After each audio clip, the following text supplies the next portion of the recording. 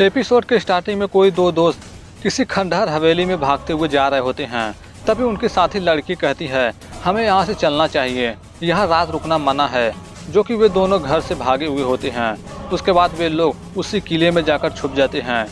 जो कि उसी किले के दूसरे हिस्से में कोई दो लोग होते हैं। जो कि एक बुजुर्ग उससे पूछता है कि सब चले गए ना? जो कि वह कहता है, हाँ सब चले ही गए होंगे, यहाँ रात रुककर किसको मरना है। उसके बाद वे लोग उस पुरानी हवेली का दरवाज़ा बंद करके वहाँ से चले जाते हैं।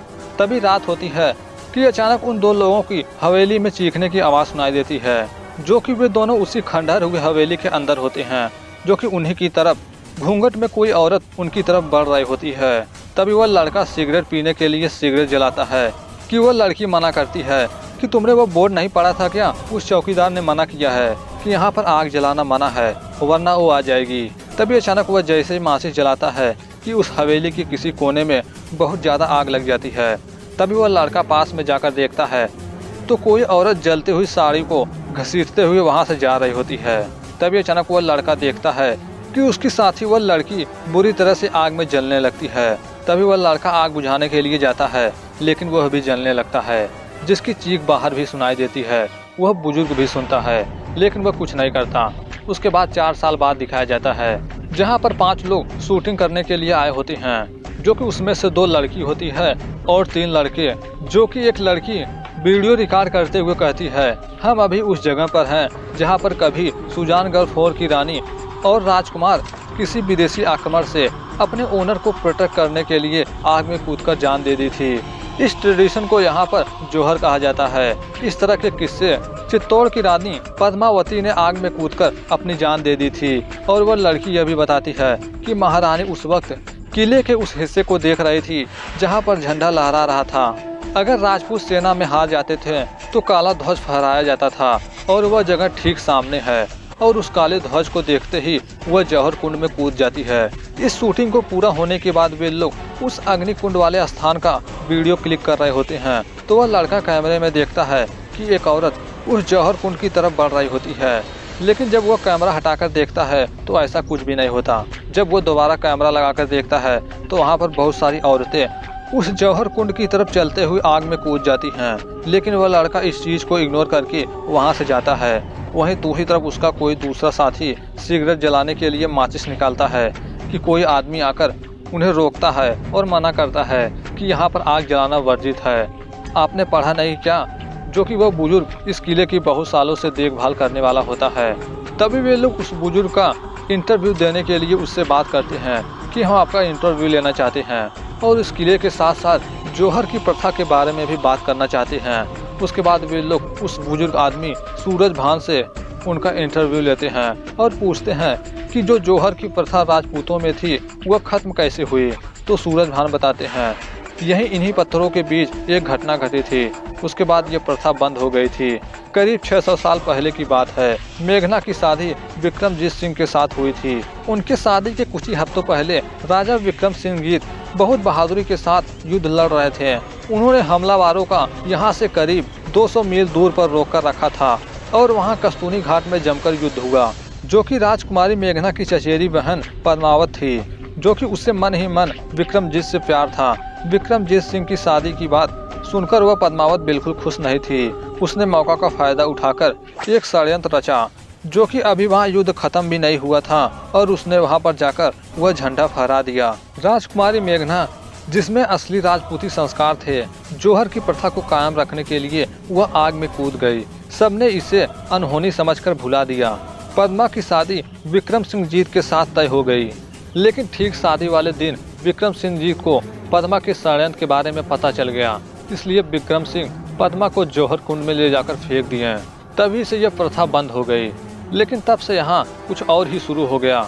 पद्मा के प्रेत आत्माओं का आतंक। उसने जौहर की अग्नि में कसम खाई थी कि वह इस किले में प्यार को कभी पनपने नहीं देगी। आग जलने से उसकी प्रेत आत्मा भड़क गई।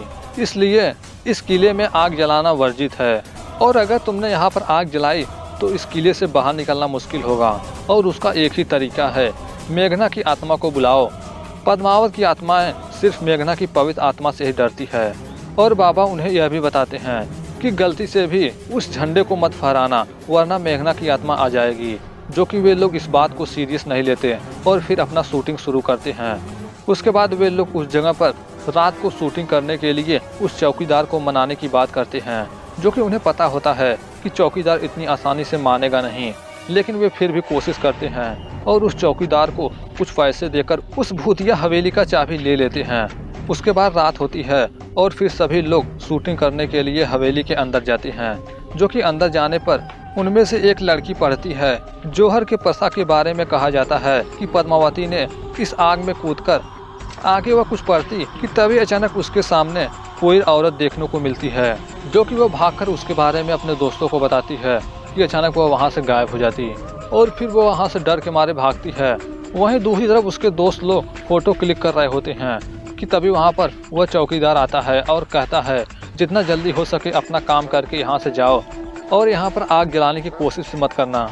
वहीं दूसरी तरफ वह लड़की यानी पद्मावती की तस्वीर को देख रही होती है कि अचानक उसे तस्वीर में से रानी पद्मावती का हाथ निकलकर उस लड़की को पकड़ लेता है।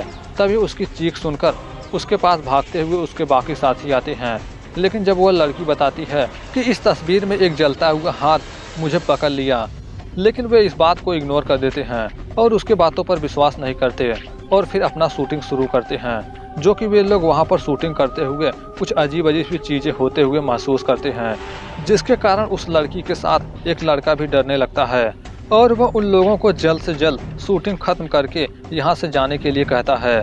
तभी वे लोग वहाँ पर कुछ फोटो क्लिक किया हुआ देखते हैं जिसके पीछे कोई औरत होती है, लेकिन जब वे लोग उस फोटो को क्लिक कर रहे थे तो उनके पीछे कोई औरत नहीं थी, लेकिन वे लोग इस चीज़ को भी इग्नोर कर देते हैं और शूटिंग शुरू करने के लिए कहते हैं, लेकिन उनकी बैटरी डिस्चार्ज हो चुकी होती है, इसलिए वे 2 मसाल लेकर जलाने वाले होते हैं कि वहाँ पर वह चौकीदार आकर उन्हें रोकता है, लेकिन वे फिर भी आग जलाते हैं, जिसके कारण अग्निकुंड में अपने आप आग लग जाती है और अग्निकुंड के पास बहुत सारी औरतें आती हैं और वे उस अग्निकुंड में कूद जाती हैं। यह देख सभी लोग वहाँ से भागने लगते हैं, जो कि उनकी मदद वह चौकीदार भी करता है और वह उन लोगों को बचाने के लिए उन सबको वहाँ से लेकर भागता है, लेकिन वे जैसे ही गेट के पास पहुँचते हैं कि गेट के सामने भी आग लग जाती है। उसके बाद वह चौकीदार उन लोगों को बचाने के लिए उन्हें उसी हवेली के किसी दूसरे कोने में ले जाता है। वहाँ ले जाकर उन लोगों को समझाता है कि अब देख लिया ना तुम लोगों ने, पहले ही मैंने मना किया था कि आग मत जलाओ। उसके बाद चौकीदार खिड़की की मदद से बाबा को बुलाता है, लेकिन बाबा उनकी आवाज़ नहीं सुन पाते। उसके बाद वे लोग वहाँ से बचने का उपाय सोचते हैं। तभी वह चौकीदार कहता है हमारे पास एक रास्ता है, एक ही रास्ता है, इन लड़कियों को जौहर आग में फेंकना होगा। उसके बाद वह चौकीदार उन तीनों लड़कों को किसी कमरे में बंद करके उन दोनों लड़कियों को जौहर अग्नि में फेंकने की कोशिश करता, लेकिन वे तीनों लड़के ऐसा होने नहीं देते और उस चौकीदार को ही पकड़कर आग में झोंक देते हैं, जिससे चौकीदार मारा जाता है। चौकीदार के मरते ही उस आग में से वह औरत पद्मावत निकलती है, जो कि उसके निकलते हुए वह लड़की देख रही होती है, जो कि बाकी 3 लोग वहां से भाग चुके होते हैं, जो कि एक लड़का उस लड़की को लेने के लिए उसके पास जाता है और उस लड़की को लेकर वहां से भागता है, जो कि भागते भागते वह लड़की काफ़ी थक जाती है। तभी वे लोग वहां से बचने का उपाय सोचते हैं। तभी उस लड़की को उस बुजुर्ग आदमी सूरजभान की कही हुई बात याद आती है, जो कि वे कहे थे कि आत्मा से बचने का एक ही रास्ता है, और सूरजभान की कही हुई बातों को जानने के लिए वे कैमरों को निकालते हैं। वहीं दूसरी तरफ वे तीनों लोग वहां से बचने की कोशिश कर रहे होते हैं कि अचानक उनमें से एक लड़का गायब होता है, जो कि वे दोनों लड़के लड़कियां अपने साथी को ढूंढ रहे होते हैं कि अचानक वहां पर पद्मा की आत्मा आती है।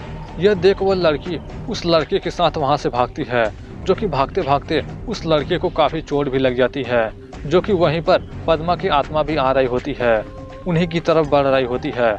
यह देख वह लड़का उस लड़की को वहां से भागने के लिए कहता है, जो कि वहीं पर पद्मा की आत्मा भी उन्हीं की तरफ बढ़ रही होती है। यह देख वह लड़का उस लड़की को वहां से भागने के लिए कहता है और देखते देखते पद्मा की आत्मा उस लड़की को जलाकर राख कर देती है। वहीं दूसरी तरफ वे दोनों बुजुर्ग सूरजभान की कही हुई बात को सुनते हैं, जो कि वे बताए होते हैं कि एक तरीका है, मेघना की आत्मा को बुलाओ, पद्मा की आत्मा सिर्फ मेघना की पवित्र आत्मा से ही डरती है। वहीं दूसरी तरफ वह लड़की अकेले ही जा रही होती है कि उसे वह लड़का मिलता है, जिसे वह बताती है कि उसने हमारे दोस्त को मार दिया। उसके बाद वह सोचता है लेकिन यहाँ से बचने का कोई तो रास्ता होगा। तभी उसे उस चौकीदार की कही हुई बात याद आती है कि एक रास्ता है, इन लड़कियों को जौहर की आग में फेंकना होगा। वहीं दूसरी तरफ वे दोनों सोच रहे होते हैं कि हम मेघना की आत्मा को बुलाएं तो बुलाएं कैसे।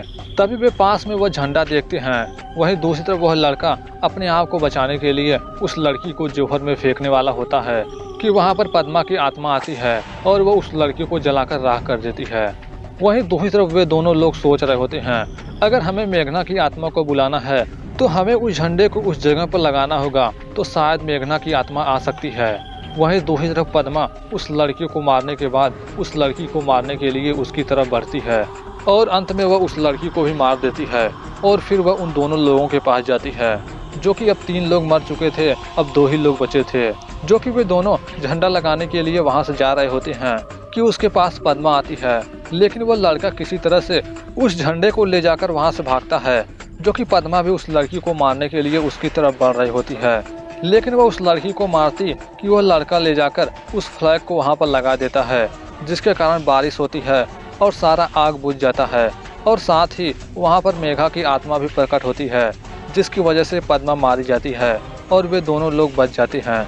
और फिर कुछ साल बाद दिखाया जाता है, जहां पर फिर से कोई 2 कपल लोग आए होते हैं कि तभी वहां पर वह चौकीदार आकर कहता है, आग जलाना मना है वरना वो आ जाएगी।